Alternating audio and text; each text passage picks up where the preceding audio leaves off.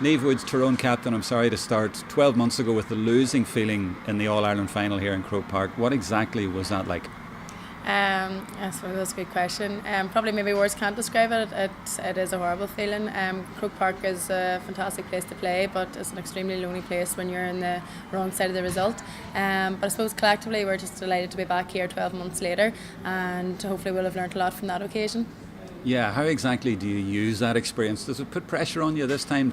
You know, you're thinking, God, I could lose this again, or does it inspire you to think we're going to put that right?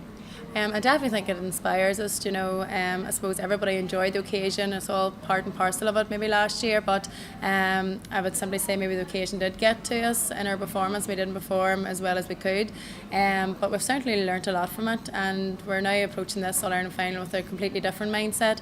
It's not about getting to an All-Ireland final and being part of the big day. It's about performing on the day and winning silverware hopefully come Sunday.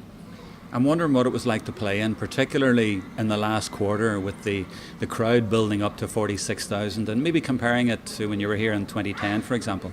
Yeah, the crowd last year was amazing, and the buzz the entire day was fantastic, and I suppose the support that has been generated from home is just, it really is brilliant, and we're hoping to see support and even more maybe come this Sunday. We're really looking forward to it.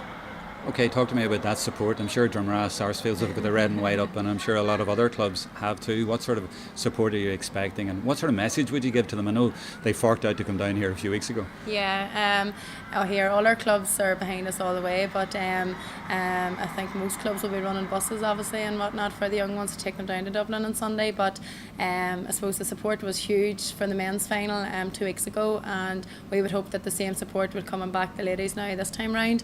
And I suppose as us as players, we've probably fed off each other in that sense, and it was brilliant to see the men get to the Ireland final this year. Yes, they didn't get the result that we would have wanted or we would have hoped for, but there's a great I suppose buzz and great excitement within the county this year for football, and that has fed into our preparation as well, and we just hope then those supporters come out in their numbers on Sunday. Did the Sligo game, the semi-final, particularly the way they give you a real scare near the end, did that bring you down to earth? Definitely. We've learnt an awful lot from that, and I wouldn't say that we were in any way overconfident going into that game or that we had taken our eye off the game or anything of the sort, but Sligo are a quality team, and all of a sudden with 3 minutes left the game was level, but it showed great character from our girls. We finished the game with a 4-point win, and it just, I suppose, we were delighted to get that challenge at that stage at the semi-final, and we've learnt a lot from it, and we're hopefully have put a few wrongs right then ahead of Sunday.